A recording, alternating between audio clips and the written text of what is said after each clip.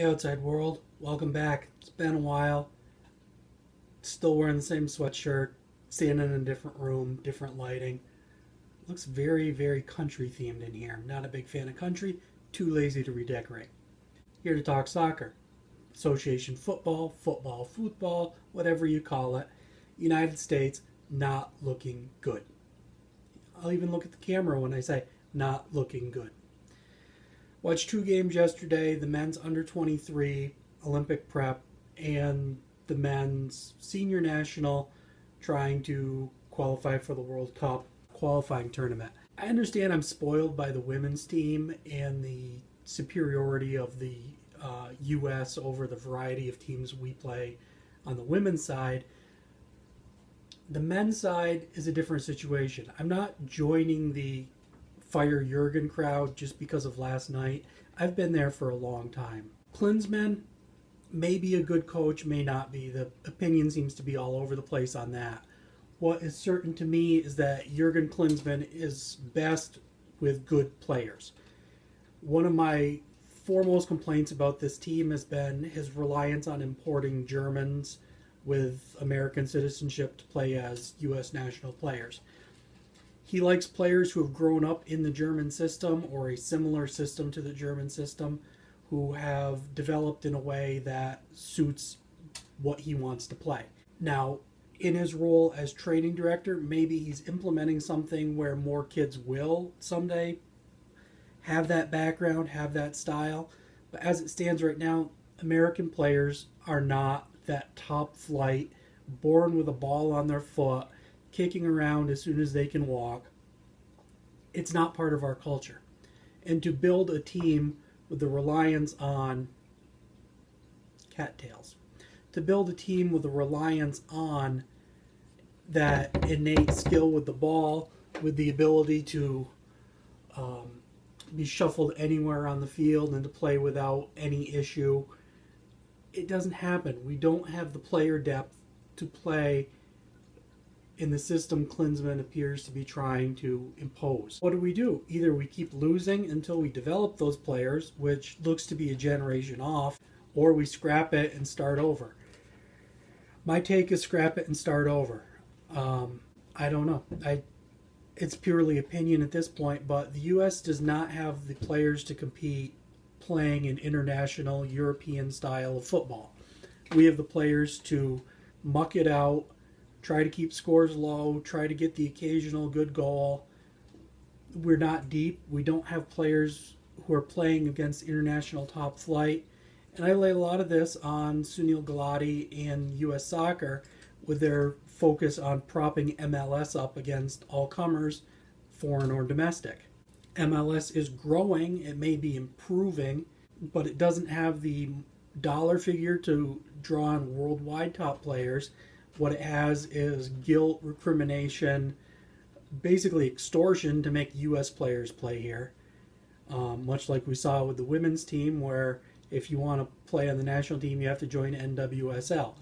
Works a little better there because, for the most part, NWSL is comparable to what else is out there, in my limited view anyway.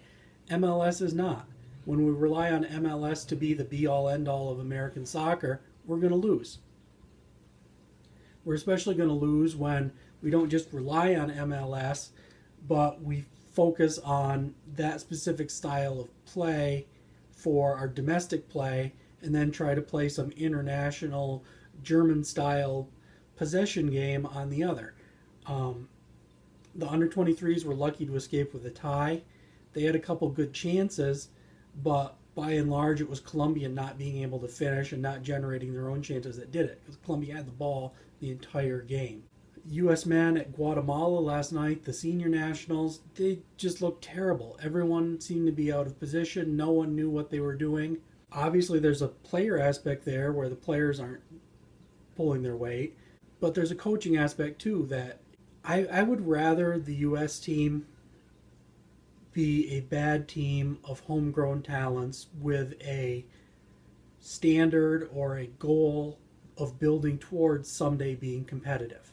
A national team made up of imports who are used to this German style of play with the occasional Icelandic or Norwegian or Diskerud who should just be deported back wherever we found him. It's not sustainable. You can always find some kid out there born with a soccer ball on his foot who has American heritage who can play here.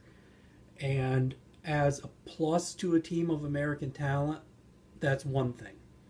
To build a team around finding foreign-born players who are good at soccer, who happen to have the eligibility to play as Americans, is not a way to build a national team. It's not a way to build national unity. It's not a way to build a youth on up soccer system that's playing on a successful style. You play this way and wait till we find out that Jermaine Jones has an American dad, or wait till we find a Tom Dooley somewhere. It doesn't work.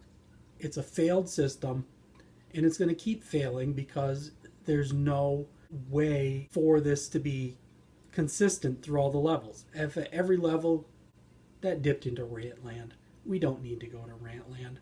We need to get rid of Klinsmann. We need to get rid of Gulati, where the whole botched lawsuit against the women's team, the whole keeping Klinsmann when the team's falling apart, the whole focus on MLS over any other league, foreign or domestic, it's flawed. They have a nice new logo. That's about all I can say that's happened positive under his direction. We need to focus on American soccer and start building there, and not import a system and then keep losing when there aren't German players to plug into the holes. So I'm not happy. U.S. soccer is in rough shape. If it wasn't for our women's team, there'd be nothing positive.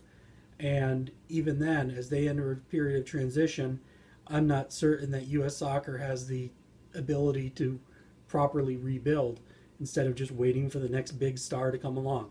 We're going to get a Landon Donovan once a generation. We're going to get an Abby Wambach once a generation. American soccer needs to be more than just waiting for the really good kid to come along. We need to have a system. We do not have a system, and that's why we're losing. Thanks, everyone.